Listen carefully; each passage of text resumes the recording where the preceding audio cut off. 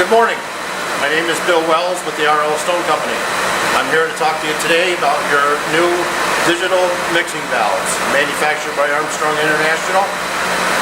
You've got here on site 4 pieces of the model DRV40. You'll see them here in front of me. There's 2 of them over here. There's 2 located over on my right hand side that we'll pan into in one moment. As part of the system as well, over here on my left, there are 2 other panels called the brain scan. They interface your digital mixing valves back to your VMS system. Your digital mixing valve, you've got your hot water input coming in here on your left hand side.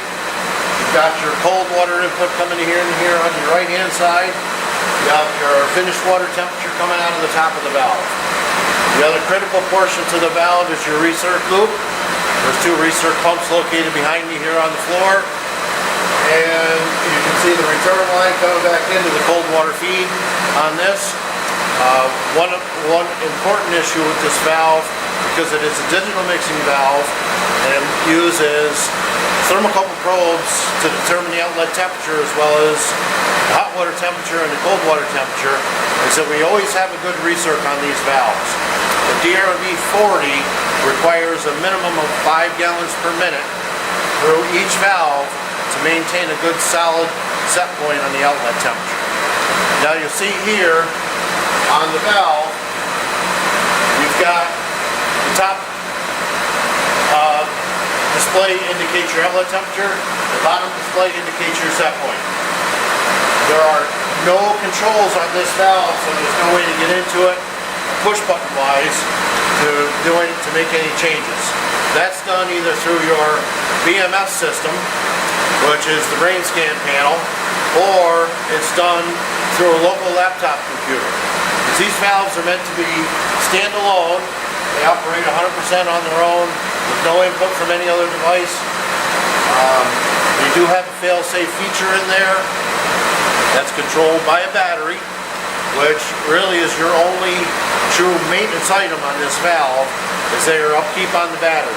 Depending on the amount of power fails you have, if they're frequent, like every month you've got power down for a certain amount of time, you're going to want to change that battery about once a year. If you have infrequent power failures, where it's a standard if you have an issue once a year or something, that battery should last you up to 5 years. You do get a fault message on the unit as well as on your BMS system telling you that your battery is full. To access the battery, there's 2 Allen keys on the back side of the valve. You undo those, the valve hinges out, gives you access to the 6 screws on the back of it, taking the front of the panel off, exposing the batteries. The batteries can be ordered through FW Web or RL Stone. It is a package that comes from Armstrong. The batteries are all soldered together with a cable on them, ready to plug in. We want to look over here to the left-hand side.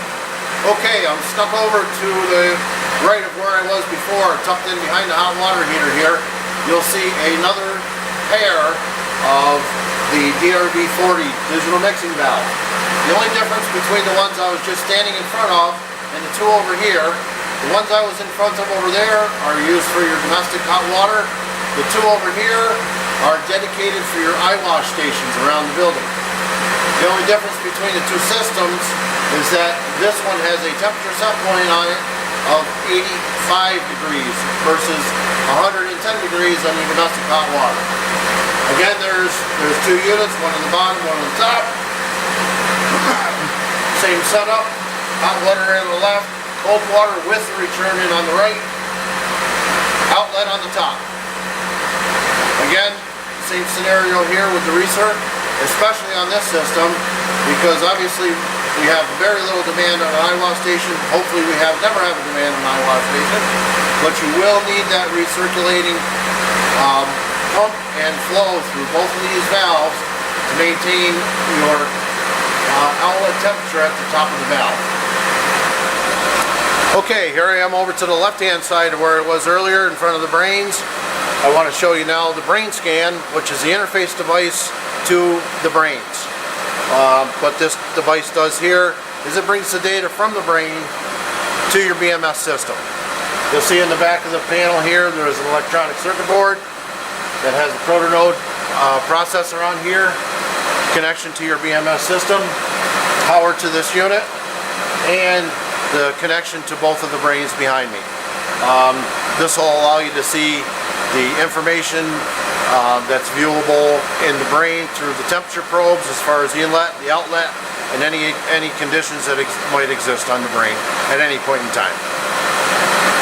Okay, here I'm going to show you the software that is manufactured through Armstrong International, and it is a particular software called RADA DVR Terminal.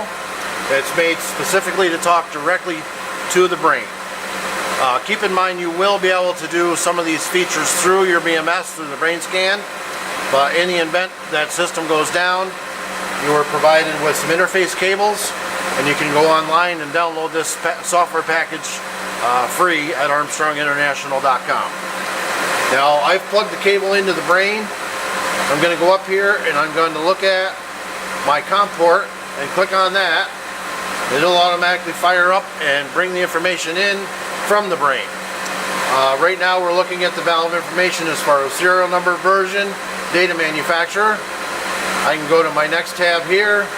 I can look at the temperatures. I've got my cold water coming in here on the right. I've got my hot water coming on the left.